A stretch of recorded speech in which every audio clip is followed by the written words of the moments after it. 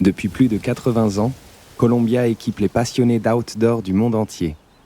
La marque conçoit des vêtements, des chaussures et des accessoires intégrant des technologies testées et éprouvées directement sur le terrain, pour les aventurières et les aventuriers d'hier et de demain.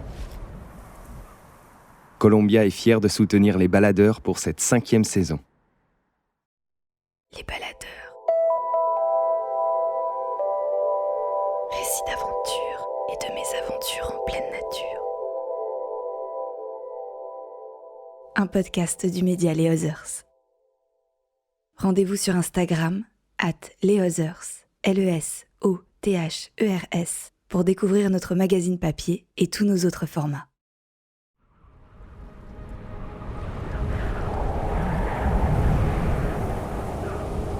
Au premier jour, appelé par les sommets du massif du Mont Blanc, promesse d'accomplissement, promesse de dépassement, Gaël Cavalier se dirige seul vers une nouvelle ascension, celle du couloir Couturier, un magnifique couloir glaciaire qui débouche sur le prestigieux sommet de l'Aiguille Verte. Mais au milieu de la paroi, la jeune alpiniste de 21 ans se retrouve bloquée dans un épais brouillard, incapable de rejoindre le sommet ni de faire marche arrière. Dans sa prison perchée, les secondes deviennent des heures et les heures des semaines. Perdue dans la nuit noire, à 4000 mètres d'altitude, au fond d'un petit trou creusé dans la neige, les regrets laissent rapidement place au froid, à la faim, la soif, la peur. Combien de temps reste-t-il avant que ces espoirs ne se transforment en fatalité ? Est-ce qu'une fenêtre météo se présentera pour les sauveteurs ? Et d'ailleurs, ayant caché son départ en solitaire à ses proches, est-ce que quelqu'un la cherche vraiment ? Pendant 4 jours et 4 nuits, Gaël Cavalier a lutté pour sa survie et prié pour le retour du soleil, avec l'espoir inépuisable de ne pas voir le piège se refermer sur elle à tout jamais.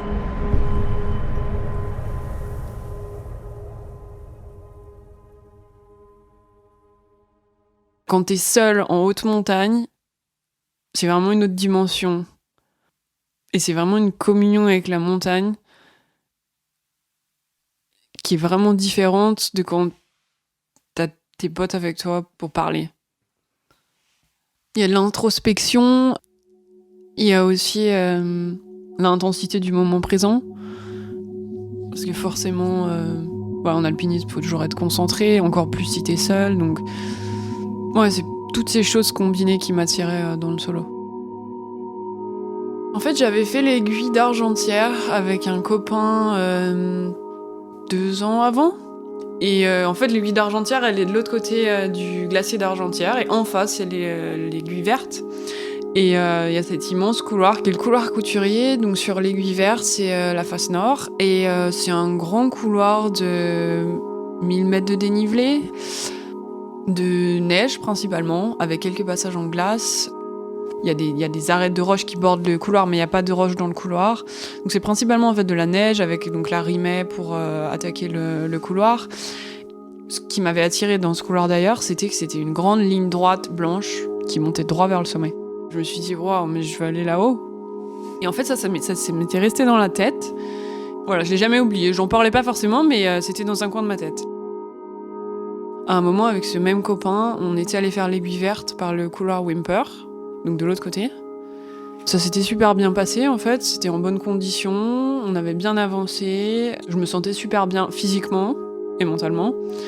Et au retour de cette course, en fait ça m'avait pas suffi, je m'étais dit que je voulais retourner, et je voulais retourner toute seule pour rajouter un peu de piment à la course, par une autre voie, pour changer. Du coup c'est là que je me suis dit, je vais faire ce couloir qui m'avait tant donné envie quand je l'avais vu depuis l'aiguille d'Argentière.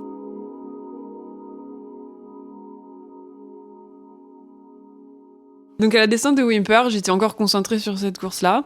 C'était après, quand je suis arrivée chez moi, je crois que cette course, à la suite de cette course, il a fait plusieurs jours de mauvais temps.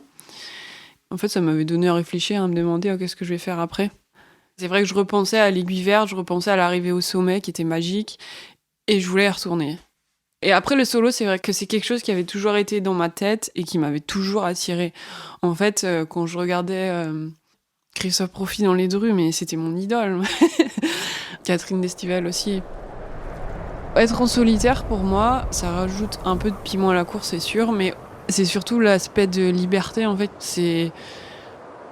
Il n'y a pas de décision de groupe à prendre, il n'y a pas tout le matos à prendre quand on est en groupe. C'est vraiment, tu pars avec ton sac à dos, tu vas où tu veux, tu fais ce que tu veux et tu vas à l'allure que tu veux. Enfin, il n'y a pas de contraintes. Cette idée du couloir couturier, donc, elle grandit dans ma tête pendant ces jours de mauvais temps. Je regarde quand même la météo et je vois que donc quelques jours plus tard, ça va s'arranger. Il y aura un créneau de plusieurs jours de beau temps. Et en plus, donc le téléphérique des Grands Montets, qui arrive donc quasiment au pied du couloir, pas très loin, il allait fermer 2 jours plus tard. Donc fallait que je me décide vite si j'avais pas envie de faire toute la montée à pied du village d'Argentière jusqu'au pied du couloir. Donc je décide d'aller au Grand Montet avec mes skis, donc là toute seule, et d'aller au pied du couloir pour voir l'approche, voir combien de temps ça prend, regarder le couloir déjà de plus près, voir un peu les conditions du couloir, la neige comment elle est, de quel côté la rimée elle est. Je suis assez contente de ce que je vois en fait. L'approche est courte, il y a 6 ou 7 personnes. J'étais étonnée de voir autant de personnes parce que je crois que c'était milieu de journée, donc il faisait chaud, il y avait des petites coulées qui partaient parce que la neige se réchauffait. Je rentre chez moi le soir. Donc forcément, j'en avais parlé à personne de ça, parce que je voulais que personne me stoppe dans mon projet. Donc j'avais ça qui grandissait dans ma tête, et en même temps, pas des angoisses, mais la voix intérieure qui me disait « mais est-ce que c'est une bonne idée ?» J'avais fait des trucs en moyenne montagne, mais rien de cette envergure. Mais voilà, l'envie a pris le dessus. Donc la nuit du samedi au dimanche, je dors pas beaucoup. Je me réveille beaucoup, je me pose des questions. Je me demande si je dois y aller ou pas. Dimanche, c'est le dernier jour du téléphérique. Donc en gros, si j'y vais demain ou j'y vais pas. Et donc au final, je finis par m'endormir. Et le dimanche matin, je me réveille, il fait beau. Et là, je me dis, j'y vais. Là, ça y est, j'ai plus de crainte, tout est parti. Je me réveille vraiment lucide, calme, excitée. Et je sens que c'est bon. Là, j'y vais. Donc là, je prépare mon sac, tout ça. J'avais encore pas dit à mon père où j'allais. Donc il me demande ce que je vais faire. Donc je lui dis, je retourne à la Verte. Je lui dis, mais bon, tu vois, ça s'était bien passé la semaine dernière, donc il y a pas de souci. Ça va bien se passer encore. Je vais juste le faire par une autre voie. Et je dis pas avec qui je vais le faire. Je dis pas non plus que j'y vais seule. Je dis on. Mais il pose pas de questions, donc j'ai pas besoin de m'expliquer et ça m'arrange. Donc voilà, je finis mon sac. Je m'apprêtais donc à aller à Argentière en stop. Puis là, il me propose de m'emmener. Donc du coup, il m'emmène jusqu'au téléphérique. Et ensuite, il me dépose et il s'en va. Il attend pas de vérifier que mon compagnon cordé arrive. Donc ça, c'est top. Et donc là, il me dépose. Et là, je me retrouve seule. Et je me dis, ça y est, l'aventure commence. Je suis toute seule. Donc je vais prendre le téléphérique, je monte jusqu'à Lognan. Donc là, il y a la fête de fin de saison. Donc c'est sympa, mais moi j'étais venue là pour être seule et pour en gros me rapprocher de la montagne en quelque sorte. Donc j'ai hâte de prendre le deuxième tronçon et de monter un peu plus haut. À Lognan aussi, je croise une copine qui connaît un couple qui est là pour faire l'aiguille verte aussi, par le couloir couturier. Donc elle me les présente, on fait connaissance, ils sont très sympas, et on se dit qu'éventuellement, on pourra se suivre dans le couloir, et à la descente, je pourrais leur montrer où sont les rappels, comme ils ont une corde, moi j'en ai pas. Éventuellement, il y a cette possibilité. Mais c'est pas écrit dans la pierre, c'est juste une idée comme ça. Arrivé là-haut, c'est super beau, il y a le coucher de soleil. Ouais, il y a des nuages avec le coucher de soleil, en fait c'est super beau. On voit pas l'aiguille verte depuis l'arrivée du téléphérique, mais on voit les drues, on voit la petite verte. Déjà, quand on est là, on est déjà plus proche des montagnes, même si on n'a fait aucun effort. Donc ensuite, un peu plus tard dans la soirée, il y a le bulletin météo qui tombe. Et c'est pas super pour le lundi. Ils annonçaient du vent fort en altitude. Je crois que c'était dans les 80 ou 100 km/h, donc c'était bon, c'est pas envisageable. Donc il y a beaucoup d'alpinistes à ce moment-là qui redescendent. dans la vallée, sur tous les locaux en fait, qui peuvent remonter un peu quand ils veulent. Il y a une cordée de Slaves qui reste pour l'Aiguille Verte. En papotant avec eux, je comprends que eux, ils viennent de loin, ils vont pas avoir plein d'opportunités de monter à la Verte, donc en fait ils y vont demain ou sinon ils y vont pas. Et un couple aussi d'Italiens qui part pour faire les droites, et eux aussi ils veulent y aller demain. En fait, on se partage les toilettes, hommes-femmes. Les pisteurs sont super sympas. Ils nous ont laissé les chauffages en fait dans les toilettes, donc du coup c'est tout le confort, je veux dire. Il y a pas mal de monde quand même, donc les Slaves ils dorment dehors, dans le couloir, et donc moi je dors dans les toilettes sur mes habits, au chaud. J'ai pas grand chose. J'avais pas mal de couches de vêtements sur moi. Je pensais qu'il allait cailler le soir au Grand Montet. J'ai ma grosse doudoune d'alpinisme dans mon sac à dos. J'ai de la bouffe, de l'eau. J'ai Arva Pelle-Sonde, parce que quand même je vais traverser un glacier. Même si je pars en solo, s'il m'arrive quelque chose, c'est quand même bien d'avoir l'Arva. Mes skis, mes pots de phoque. J'ai une broche à glace, mon baudrier. Une broche parce que je vais être dans un couloir. Si je rencontre un passage de glace, que je veux me vacher, ça peut être utile. Donc voilà. Donc vraiment pas grand-chose. J'avais vraiment pesé le pour ou le contre la corde. Et après réflexion, j'ai décidé de pas la prendre parce que le but c'était d'y aller léger. Comme ils avaient dit pas beau, on a reporté dans notre tête au mardi, le départ. Donc là, on est lundi, on fait pas grand-chose. Les Italiens sont partis dans les droites. Les gars des pays de l'Est sont partis dans la couturier. Et donc nous, on est là tous les trois, donc le couple de Français et moi, on attend en fait que le beau temps arrive. Moi, je reste tranquille, je bouquine Messner, qui est dans mon sac à dos aussi. La journée passe très lentement. On recheck la météo le soir. Ça s'annonce meilleur pour le mardi. On se dit normalement, c'est bon, on peut y aller. Dans la nuit, du lundi au mardi, on se réveille au milieu de la nuit, on va voir dehors, on regarde le ciel, il fait bon, il n'y a pas de vent, on voit les étoiles. Donc nickel, on y va. On se prépare, on prend un petit déjeuner, chacun de notre côté, rapidement. On se retrouve dehors. Donc là, vraiment, on part dans l'esprit, on y va ensemble. Parce qu'au final, je pense qu'ils m'auront porté vers ce couloir. Et je les en remercie, hein. Je suis pas du tout énervée contre eux. Mais je pense que toute seule, départ dans la nuit, comme ça, je sais pas si j'aurais été au final. Mais du coup, on est trois à avoir envie d'y aller, être excités. Donc là, du coup, on y va vraiment ensemble. Donc on chausse les skis, on descend, on fait l'approche. À un moment, faut mettre les pots, pour finir un peu sur le plat et remonter vers le départ du couloir. Cyril avait perdu un gant. Il était juste descendu bien plus bas que là où on était, donc il l'avait laissé descendu. Et moi, je lui avais repassé un gant de ma paire de rechange. Donc on arrive au pied du couloir, on enlève les skis, on les met dans le dos, on met crampons, on prend les piolets, tout ça, on s'équipe. Moi, je pars devant parce que là, je suis trop excitée d'être là. Il fait beau, je suis trop contente en fait. J'ai juste envie de foncer et de monter. Donc je leur montre où est l'arrivée, que j'avais vu d'avant. On franchit l'arrivée ensemble, j'avance, derrière moi il y a Cyril et Laura. La neige est très poudreuse par contre. On avance, on redescend, c'est un peu fatigant, mais on monte quand même au final. On commence doucement à se distancer un petit peu.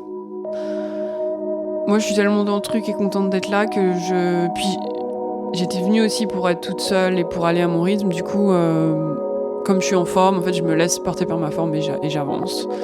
Donc je distance un peu Cyril et lui doucement il distance un petit peu Laura aussi. Mais bon, c'est pas forcément gênant, on avance tous à notre rythme. Et de temps en temps, on se lance un « oh, ça va voilà. Et à un moment, donc, on arrive à un petit passage en glace qui est un peu plus raide. Donc forcément, c'est un peu plus impressionnant que la neige. Donc là, il faut redoubler un peu d'attention. Je me concentre, un piolet après l'autre, un pied après l'autre, on fait attention à pas riper. avoir toujours des bons ancrages. Mais voilà, je continue, je suis quand même super contente. Eux arrivent à ce passage, ils continuent, et puis au bout d'un petit moment, Cyril qui m'appelle et qui me lance « Oh Gaëlle, on va redescendre. Là, ça va pas trop. »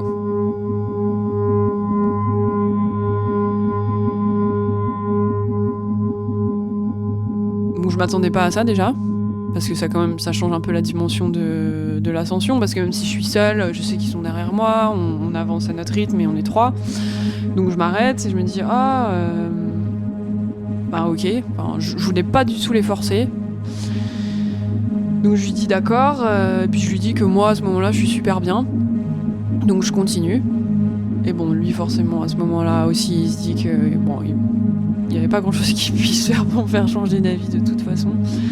Bon, je sens un petit peu quand même qu'il me regarde, ouais, est-ce que je fais bien de te laisser partir là comme ça ? Mais voilà. Donc après un petit moment, il se retrouve au pied du couloir, puis moi je me retrouve au milieu de la face. Et là, vraiment, je réalise que je suis seule.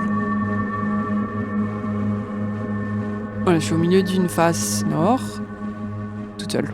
Enfin, c'est ce que j'étais venue chercher. Donc je suis contente, je suis excitée. Mais aussi, je me dis...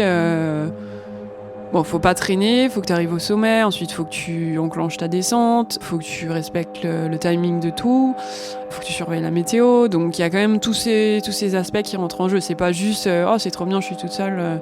Je reste quand même hyper prudent dans ma tête. Je veux finir ma course aujourd'hui et je veux rentrer chez moi ce soir.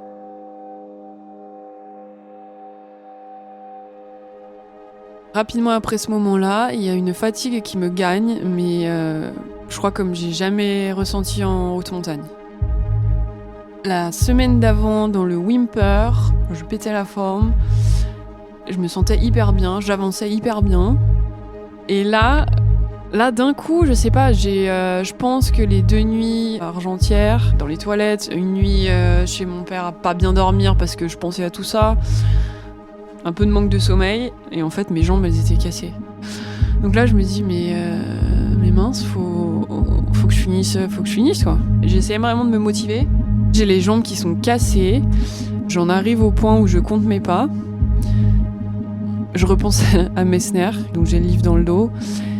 Je m'arrête, je bois un coup, et puis je reprends. Je me dis je fais 20 pas, ensuite je fais une petite pause, je respire et je continue. Et comme ça, petit à petit, je fractionne l'avancée du couloir et j'avance doucement. Puis j'arrive à un moment où il y a de la glace de nouveau. Donc de nouveau, je me dis oh merde, encore de la glace. Je fais attention, j'ancre bien mes crampons, mes piolets. J'avance vraiment doucement parce que la glace est mauvaise en fait. Elle éclate sous les piolets, sous les crampons, c'est pas un bon ancrage. Et puis là, j'ai vraiment plusieurs centaines de mètres sous moi en fait, donc voilà, j'ai pas le droit à l'erreur. Un petit passage avec de la bonne glace et court, ça va, j'ai confiance, je peux le faire. Mais là, de la mauvaise glace et aussi haut en fait, c'est plus difficile. Donc il faut vraiment que je me concentre et que je fasse attention. Mais je suis si proche du sommet que je me dis non, je vais pas faire demi-tour là, je continue. Voilà, j'étais, je sais pas, peut-être à 100 mètres du sommet. J'avance doucement et puis à un moment j'ai un crampon ou un piolet qui rip.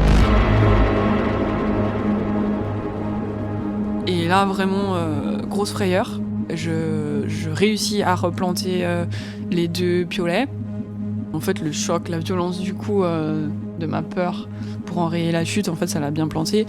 Et là du coup je m'arrête, je me dis mais ouf, voilà, la grosse frayeur. Je réalise à ce moment-là que ce petit passage, il est peut-être plus dur que ce que je peux faire.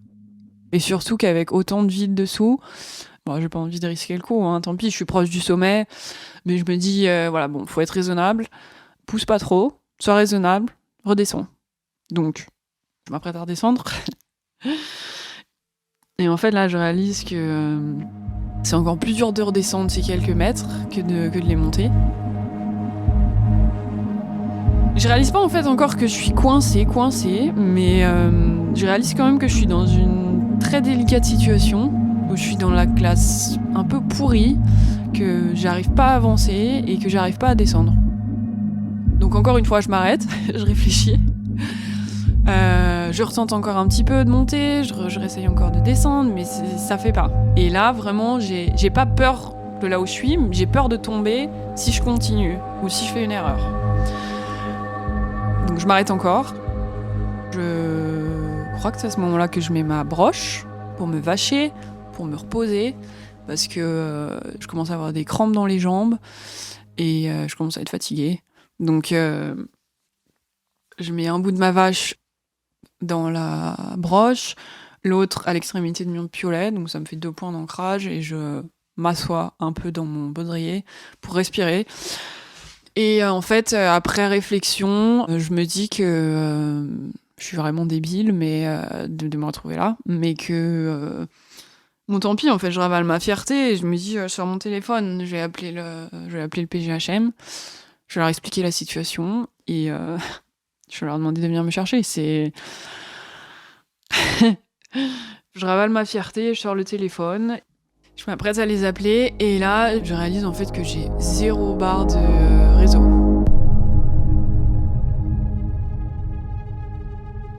Donc là, gros choc de nouveau. Je panique pas encore, parce que je me dis, je vais bien trouver une barre. Je tends mon bras à droite, à gauche, je cherche du réseau. Ensuite, j'essaye le numéro d'urgence, ça marche pas non plus. Et là, je réalise que j'ai pas de réseau en fait. C'est là que ça prend vraiment une toute autre tournure.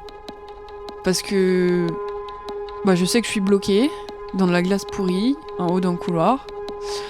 Et j'ai pas de réseau. Donc je peux prévenir personne. Personne sait que je suis dans la merde. Personne peut venir m'aider. Il faut que je me sorte d'ici toute seule. Je pleure un bon coup. Pas trop longtemps. Parce qu'encore une fois, je suis consciente de la situation. Que voilà, ça va pas m'aider de pleurer. Mais il faut quand même que j'évacue un peu tout ce choc du moment.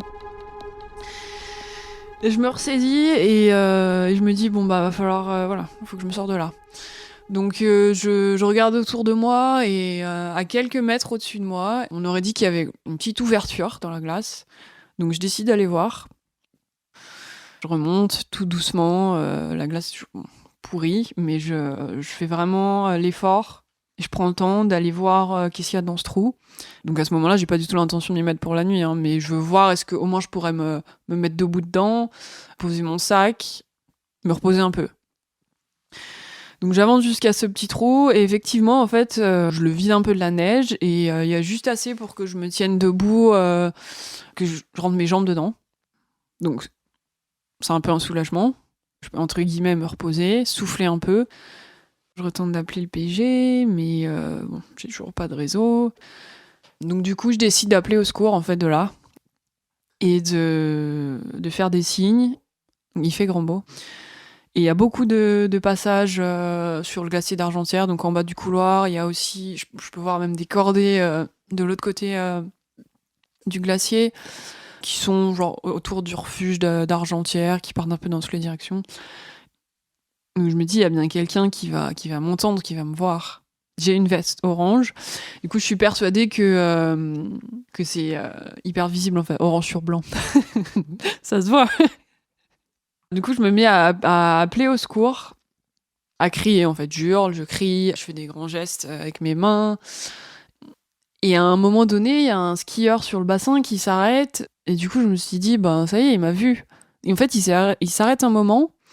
Et puis après, il redescend vers la vallée. Donc je me suis dit, super, il m'a vu.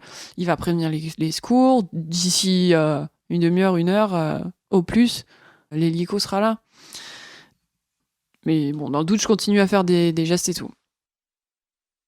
Donc il y a l'hélicoptère à un moment qui arrive et qui va tourner un peu plus du côté des droites, donc plus au fond du bassin d'Argentière. Et à un moment, il revient vers le couturier et il tourne à un moment en bas du couloir. Du coup, moi, je fais des grands gestes.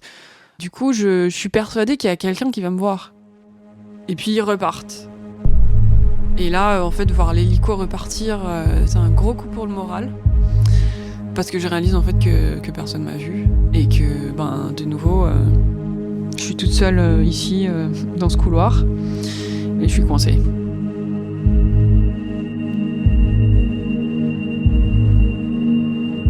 Donc là, il y a de moins en moins de monde en fait sur le glacier. On arrive en fin de journée, les gens commencent à redescendre, les cordées redescendent vers la vallée.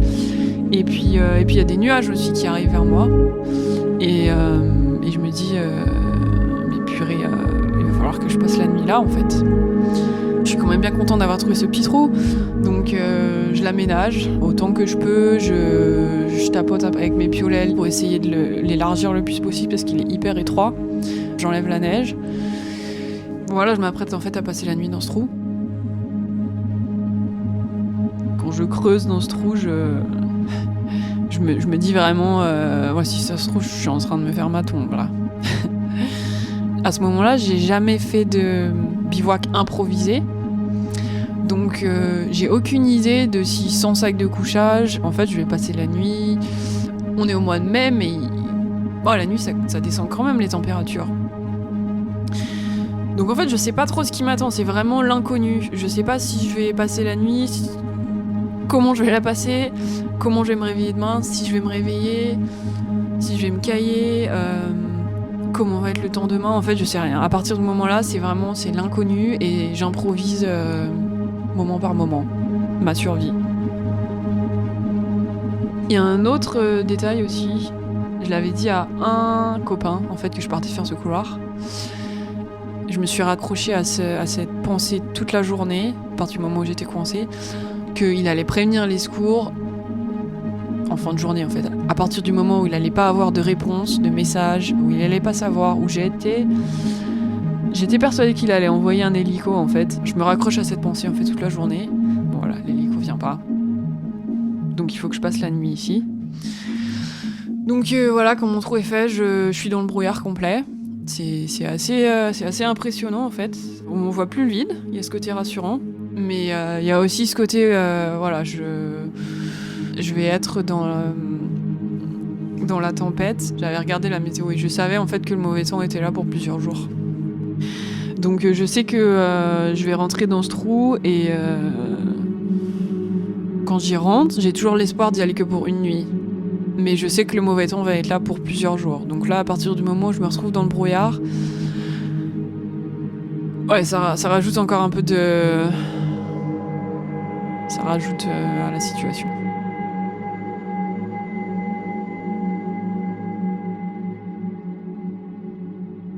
Donc je rentre dans le trou, je mets les jambes d'abord, comme si je m'asseyais en fait dans le trou et par-dessus je mets mon sac encore.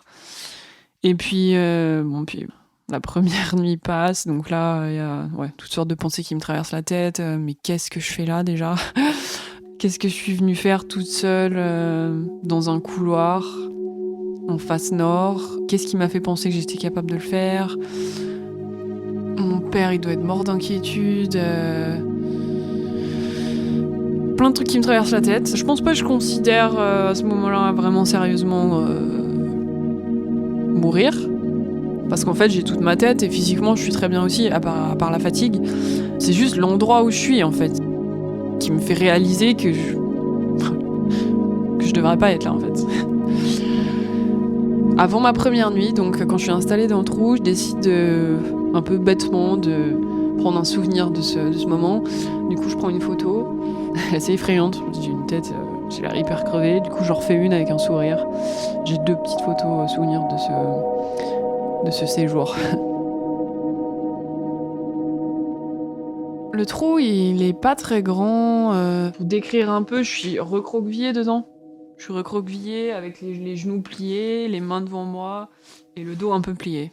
Et mon sac juste au-dessus de ma tête. Donc il y a vraiment pas beaucoup de place. Et il est très étroit, du coup, même mes hanches, je suis obligée d'être un peu de travers. Donc c'est vraiment inconfortable. Par contre, je sens que sous mes pieds, si je tapote un peu, c'est possible que ça aille très très profond. Il est étroit, mais je sens qu'il y a du vide dessous. Donc j'ai pas non plus envie de l'élargir de trop. Dans cette première nuit, je dors pas beaucoup. Je pense beaucoup, je me pose des questions. Je réfléchis à ce que je vais faire le lendemain, à si je vais faire quelque chose. J'hésite à écouter de la musique et après je me dis que non, pas du tout. J'ai pas du tout envie, c'est pas du tout le moment. Je fais pas grand chose au final. Je bois, je mange une barre de céréales, je ferme les yeux. Je ressens pas le froid. J'ai mis toutes mes couches sur moi avant de rentrer dans le trou. J'ai mis mes gants sur la tête. J'ai enlevé mon casque, donc j'ai mis toutes mes capuches. Et j'avais tiré en fait ma capuche de polaire. Je l'avais complètement serrée. Il restait plus que mon nez et ma bouche en fait à l'air pour pouvoir respirer. Mais tout mon corps en fait était au chaud. La nuit en fait c'est hyper long. J'essaie de pas regarder l'heure pendant un certain temps. Je me force à pas regarder l'heure. En me disant oh ben là il a dû se passer 3 ou 4 heures et en fait je regarde et il s'est passé 20 minutes. C'est horrible. Ça avance pas. Et puis j'ai soif et puis je me réveille. En fait j'arrive pas à dormir. Il y a toutes ces questions dans ma tête. En même temps le temps passe à une lenteur phénoménale. C'est juste horrible. Et à un moment j'ai plus de batterie sur mon téléphone donc je peux même plus suivre l'heure qu'il est. J'ai une petite montre qui appartenait à ma grand-mère. L'écran a gelé.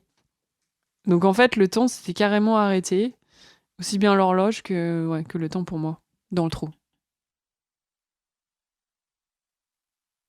Le lendemain matin ou tôt le matin, je regarde le temps dehors, donc je pousse mon sac et là, voilà, vision d'horreur. Il neige, il y a du vent, il y a du brouillard hyper épais, donc je vois rien, très mauvais temps. Je réfléchis 2 secondes, est-ce que je reste là, est-ce que je pars, mais j'ai pas du tout envie de rester dans ce trou, vraiment pas du tout. Donc j'attrape mon sac, je remets mes skis sur le dos et puis je décide de monter. En fait, avec la neige qui est tombée, j'arrive à monter un petit peu, plus haut que ce que j'avais réussi la veille. Donc je suis super contente, je me dis ça va passer, cette fois je vais monter, je vais pouvoir redescendre, même s'il fait un temps dégueulasse, je vais faire gaffe et puis voilà. Cette histoire elle va être derrière moi rapidement. Donc j'avance un peu et puis pareil, un peu plus haut, ça devient encore plus raide et la neige n'a pas du tout posé. Glace pourrie, j'arrive pas à monter, je persiste un peu mais ça passe pas. Je décide d'aller explorer un peu sur la droite. Ça a l'air d'être en neige en fait, complètement en neige et moins raide, moins direct pour arriver au sommet, mais je tente et puis là en fait je tâte avec un pied et ma jambe entière elle disparaît dans un trou, je sens pas le fond et ça me fait en fait ça me fait hyper peur. Je me dis si je pars là-dedans je vais disparaître dans un trou, on va jamais me retrouver. Ça me donne des frissons là juste y penser. Donc là je me dis non je passe pas par là. Et là à un moment donné je trouve des cordes en fait, je me demande si c'est les cordes des slaves de la veille, mais elles sont complètement gelées. Dans un premier temps j'essaie de les tirer, de les sortir, mais y a rien à faire, c'est tout gelé, donc j'abandonne. Je retente la glace encore une fois, je persiste parce que je veux pas retourner dans ce trou. Mais après plusieurs essais et la certitude que j'ai pas du tout envie de faire une erreur et de tomber plusieurs centaines de mètres, là j'ai vraiment le moral à zéro. En fait, je suis hyper triste de redescendre parce que tout ce que je voulais c'était réussir à monter et rentrer chez moi. Donc je veux pas retourner dans ce trou. Il représente une tombe pour moi en fait, ce trou. Il représente une tombe. Mais en même temps, d'un autre côté, au milieu de cette tempête, c'est le seul abri que j'ai. Autant que je puisse le détester de tout mon corps, il faut que j'aille dedans et voilà, c'est tout ce que j'ai. Et puis voilà, donc le moral à zéro, je redescends dans mon trou. Juste de le voir, ça me dépite. Et puis là, je repleure encore un peu et je me réinstalle. Je fais pipi, ça paraît anodin, mais dans le trou, je peux pas faire pipi. Donc, je fais pipi avant de me réinstaller. Je me réinstalle. J'ai le triste sentiment que je vais y être pour plus qu'une nuit parce que j'arrive pas à monter. J'ai essayé de redescendre aussi, j'arrive pas à redescendre. À ce moment-là, en fait, après avoir essayé de monter, redescendre et d'être devant ce trou, il y a l'option qui se présente à moi de m'asseoir et de laisser tomber, quoi. Et d'abandonner. Mais je me ressaisis et finalement je m'installe dans le trou, je me protège, quoi, je me mets à l'abri. J'avais toujours l'espoir qu'ils allaient venir en fait, n'importe quand, même si j'ai resté dans ce trou une semaine, pour moi il y avait toujours quelqu'un qui allait venir me chercher. C'est probablement bête de penser ça, mais jamais je m'étais dit là ils vont arrêter les recherches.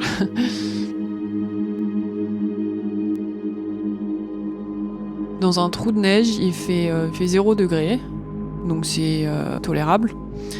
Mais je pense avec les vents, la neige qu'il y avait, on devait peut-être être dans les -10 dehors. Donc voilà, rester assise à rien faire, immobile, il n'aurait pas fallu longtemps, je pense, avec la fatigue pour que je m'endorme et en fait que j'y reste. Assez rapidement, je vais finir mon eau. Et ça, c'est un autre truc, c'est que je crève de soif. J'ai hyper soif. Et j'ai presque plus d'eau. Donc je me rationne, mais assez rapidement, en fait, je la termine. J'ai plus beaucoup de nourriture non plus, donc je finis mes barres de céréales. Je sais que j'ai un morceau de tome dans mon sac, mais le fromage, c'est salé, puis j'ai hyper soif, donc je décide de pas le manger. Du coup, il y a la deuxième nuit qui se dessine. Pareil, je dors pas beaucoup, je prie beaucoup. J'ai une grande foi et je prie beaucoup. Ça me maintient en vie. Ça occupe mon esprit aussi, à pas divaguer dans tous les sens. Alors oui, je pense aux couvertures du refuge du couvercle. Pas forcément parce que je me caille, mais parce que le confort d'un lit, d'une couverture, ça me fait rêver. Je repense au poêle à bois chez mon père, avec le feu dedans, la chaleur. Je repense à ma mère. Je pensais à mon frère, à ma sœur. Et je continuais de prier. J'ai fait énormément de « Je vous salue Marie ». Je la répétais en boucle. La fin de cette prière, elle dit protégez-nous maintenant et à l'heure de notre mort. Ce maintenant et à l'heure de notre mort, en fait, je le répète dans ma tête encore et encore et encore. Parce que je sais pas en fait si je vais mourir. Ça devient quelque chose de beaucoup plus possible que je peux pas refuser d'envisager. Et du coup, je répète cette phrase. Protégez-nous maintenant. Je me dis que je suis pas seule, il y a cette présence avec moi et si je dois mourir, je suis pas seule. Protégez-nous maintenant et à l'heure de notre mort.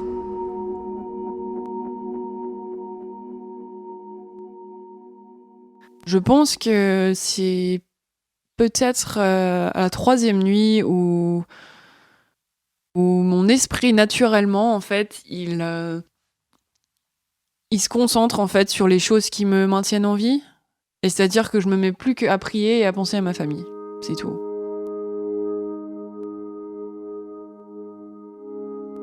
Donc tous les matins j'ai toujours l'habitude de vérifier comment est la météo. Donc je lève mon sac et puis je vérifie, donc même temps d'horreur dehors, voilà, je reste dans mon trou. Après 3 nuits dans ce trou, forcément je réalise que la mort est une issue possible. J'ai pas du tout envie de mourir, mais c'est une issue qui est possible et que je peux pas me voiler la face. J'hésite à laisser un mot à ma famille. Je me dis que si quelqu'un trouve mes affaires, trouve mon sac et mes affaires, peut-être qu'il trouve mon téléphone et que ma famille aura ce message. En fait, c'est très court, hein. Je dis juste maman, papa, Thibaut, Anaïs, je vous aime de tout mon cœur et je suis désolée. Je suis désolée de cette fin. Désolée que ça se finisse comme ça. C'est tout.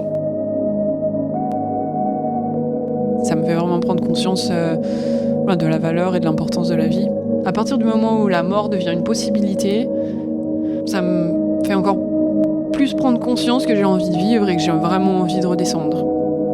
Donc je fais un pacte avec Dieu et je lui dis que je veux à tout prix redescendre et que même si je dois perdre mes jambes, je veux vraiment descendre. En fait, je veux avoir cette opportunité de vivre. Je ferai tout ce que je peux pour être heureuse, mais je veux vivre. Je veux revoir ma famille, je veux redescendre d'ici. La soif est toujours hyper présente. C'est la sensation dans la gorge, dans le corps qui a besoin d'eau. Puis c'est aussi physique, quoi. C'est aussi la sensation que le corps, il en a besoin. C'est mental, c'est physique. En fait, c'est vraiment... c'est hyper désagréable. Et encore aujourd'hui, en fait, quand j'ai soif, pendant plusieurs années, je vivais très mal d'avoir soif. Ça me ramenait dans ce trou. La nuit d'avant, je me suis goinfrée, comme on peut dire, de neige, parce que je me suis réveillée en panique, vraiment assoiffée. Donc, je me suis remplie de neige, mais la neige, déjà, ça hydrate pas, puis ça apaise pas forcément le sentiment de soif. Et en plus, c'est hyper froid. Même si je me caillais pas, j'avais pas envie de refroidir mon corps encore plus. Donc, j'ai pas beaucoup mangé de neige. Assez rapidement, peut-être le deuxième jour, en fait, j'ai commencé à me faire pipi dessus, parce que déjà, j'avais pas envie de sortir dans la tempête. Et puis, j'étais déjà mouillée parce que j'étais assise dans la neige en fait, sur de la glace froide. Donc en fait, je m'étais dit peut-être que me faire pipi dessus, ça va me réchauffer juste le temps de faire pipi. Donc en fait, c'était mes moments de réconfort aussi, me pisser dessus. Et donc le vendredi, le 3e jour, voilà, j'ai toujours hyper soif et je me dis pourquoi pas essayer de boire mon urine, hein, après tout, vu où je suis, j'ai rien à perdre, quoi. Ça va pas me tuer. Peut-être que ça m'apportera quelque chose, peut-être que ça apaisera ma soif. Donc je décide de faire ça. Et puis rapidement, je réalise qu'en fait, ça va être compliqué parce que le trou est minuscule. En fait, je peux pas. Puis j'ai rien pour faire pipi dedans.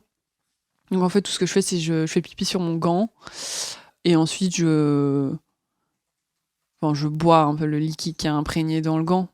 C'est un goût amer, c'est pas très bon, mais en fait, moralement, j'ai l'impression que ça va me maintenir en vie et que qu'il faut que je le fasse. Donc je le fais. À un moment donné, j'ai aussi c'est même plus qu'une sensation, j'ai l'impression que j'ai des amis avec moi qui sont là dans le trou. Et c'est hyper réconfortant. J'ai les yeux fermés à ce moment-là. Je sais que si j'ouvre les yeux, ils vont pas être là. Et j'ai encore toute ma lucidité. Mais j'ai quand même cette forte sensation qu'ils sont avec moi et qu'ils me soutiennent, en fait. Qu'ils me disent de rester éveillée ou de pas m'endormir trop profondément, de tenir le coup et de rester en vie, en gros. C'est important de se fixer des objectifs, surtout dans les moments difficiles, dans la vie, en fait, en général. Et du coup, je m'étais fixé samedi, je m'étais dit, je sais même pas pourquoi je m'étais fixé samedi, mais je m'étais dit, samedi matin, il va faire beau, l'hélico va pouvoir décoller et ils vont venir me chercher. Ça, c'était ancré dans ma tête. Et du coup, en fait, le vendredi soir, je me dis que je m'endors pour ma dernière nuit et que demain, c'est bon, je sors du trou. Avec, évidemment, dans un coin de ma tête, la conscience que peut-être il va encore faire mauvais et peut-être personne va venir me chercher. Donc la nuit passe. Là encore, je suis pas extrêmement sûre de mon degré de conscience et de si j'avais toute ma tête cette dernière nuit. C'est sûr que je commençais à glisser doucement dans le sommeil un peu. Parce que je me rappelle de rêver du coup de l'hélicoptère, d'un alpinisme qui était venu en fait et qu'il était dans le trou avec moi. Il avait sa radio et il me disait que c'est bon, les secours arrivaient. Il venait me chercher, donc en fait j'étais hyper contente. Je reprends mes esprits, je me réveille et voilà, je réalise que il y a personne avec moi, je suis toute seule. Quand je me réveille de ce rêve, j'ouvre les yeux et je vois qu'il y a une lumière un peu différente vers la sortie du trou, une sorte de bleu clair, assez vif. Et ça, je l'avais pas vu en fait depuis le début. Mais je m'emballe pas trop vite. Et puis je reste dans le trou. Je bouge pas. Je pense que je commence à être un peu amorphe, fatiguée, pas certaine de mon sort. Et puis à un moment donné, en fait, je commence à entendre lointainement le bruit d'un hélicoptère qui se rapproche. Et donc dans ma tête, je me dis mais ils viennent pour moi. Et j'attends en fait qu'ils soient... Parce que là, je veux pas le rater, en fait, comme la dernière fois où je leur faisais des gestes immenses et ils m'avaient pas vu. Cette fois, je veux pas les rater. Du coup, je veux vraiment qu'ils soient proches de moi pour sortir du trou et faire des gestes immenses et vraiment qu'ils voient ce truc sortir de la neige et qu'ils se disent, elle est là. Donc j'attends jusqu'à que je pense qu'ils soient proches suffisamment et là, je sors du trou. Et effectivement, en fait, je me retrouve nez à nez avec l'hélico hyper proche et là... c'est un gros moment. Enfin, là, ça y est, je me dis, ils sont là. Et en fait, je regarde le pilote. Vraiment, je le regarde dans les yeux, je lui fais des gestes. Je continue à lui faire des gestes jusqu'à que nos regards se croisent et que je sais qu'il m'a vu et que je sais qu'ils vont me sortir de ce trou.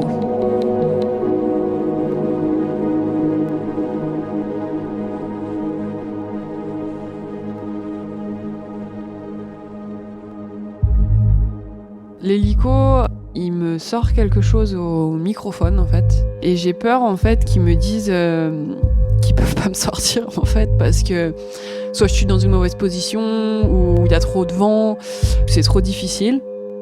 Ça me fait un peu paniquer parce que je comprends rien à ce qu'il me dit. Et je me dis, merde, en fait, ils peuvent pas me récupérer. Là, c'est dur encore. De nouveau, c'est dur. Mais je les vois revenir, et Et je vois donc un secouriste qui s'installe, qui s'accroche et qui commence à descendre en treuil. Et donc là, là c'est grande joie, quoi. Ils reviennent, il vient me chercher, donc c'est super. Là, premier contact avec une personne. Donc là aussi, gros moment, je suis hyper heureuse de voir qu'il est là. Donc en fait, il me demande plusieurs fois si je suis pas vachée au trou pour vérifier qu'ils vont pouvoir me tirer du trou facilement, en fait, parce que sinon ça devient dangereux l'hélico serait rattaché à la montagne. Donc je lui dis plusieurs fois non, que je suis pas vachée, donc de suite il m'accroche à lui. Et dans un élan en fait, tout à fait naturel, en fait, je m'accroche à sa jambe. Ouais, du coup là il m'attrape la main juste dans ce moment-là pour remonter à l'hélicoptère. Et on remonte. Et là doucement je sors du trou et voilà, c'est magique, quoi. C'est la fin. C'est à ce moment-là que je réalise que c'est fini.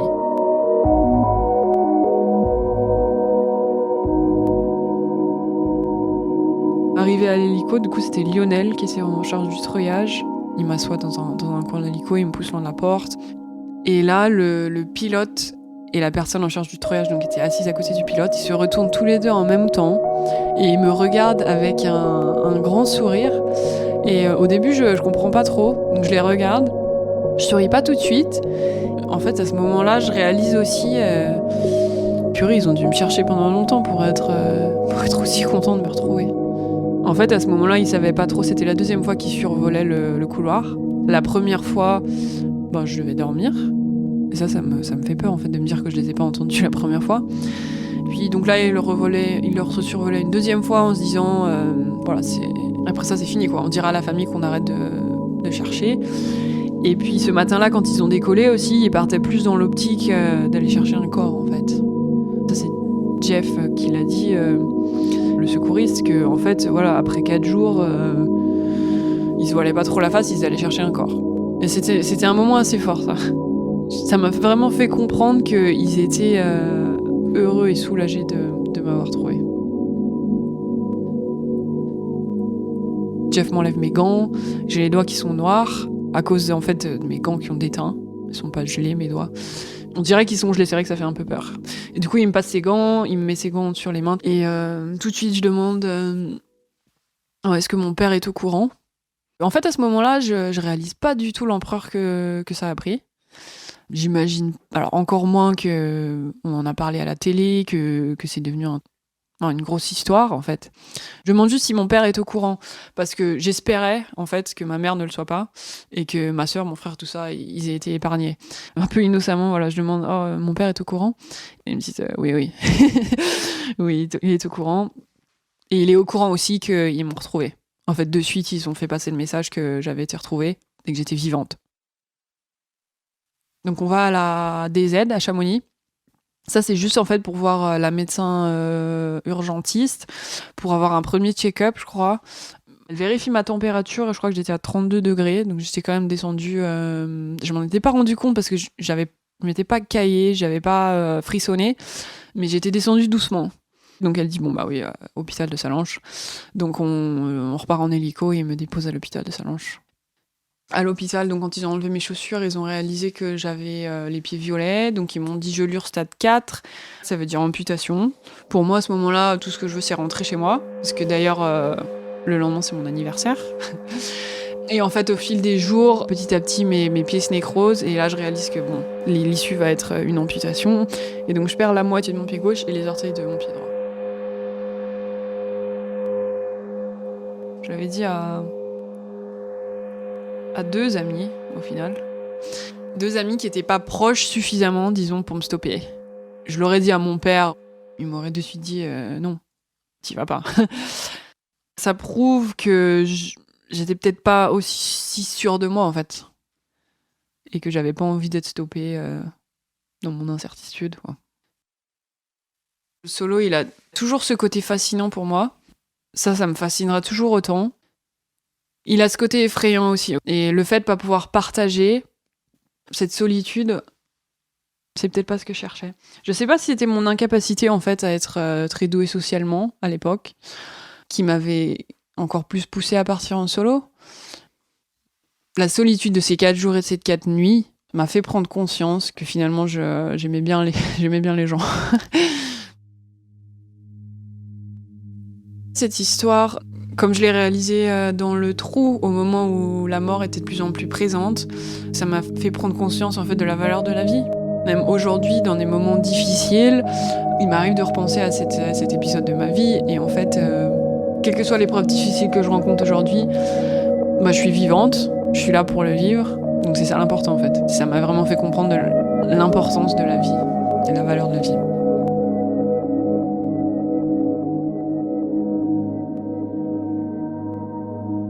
Après son sauvetage par le peloton de gendarmerie de haute montagne de Chamonix, Gaël Cavalier a mis plusieurs années à oser revivre par l'écriture ces heures où s'est jouée sa disparition puis sa survie. Son livre « 100 heures de solitude », qui nous a inspiré cet épisode, paru chez Guérin-Paulsen en 2017, est disponible sur le site de la maison d'édition. Merci à elle pour son témoignage et pour sa confiance. Les Baladeurs est un podcast du média Les Others. Rendez-vous sur Instagram, @lesothers, LESOTHERS, pour découvrir notre magazine papier et nos autres formats. Cet épisode a été réalisé par Thomas Fir, monté par Chloé Vibo et Capucine Lebeau, et présenté par Clément Saccard. La musique originale a été composée par Nicolas de Ferrand, et le mixage a été assuré par Laurie Galigani. Merci à vous d'avoir écouté cet épisode. On se retrouve dans 15 jours pour une nouvelle histoire. À très bientôt.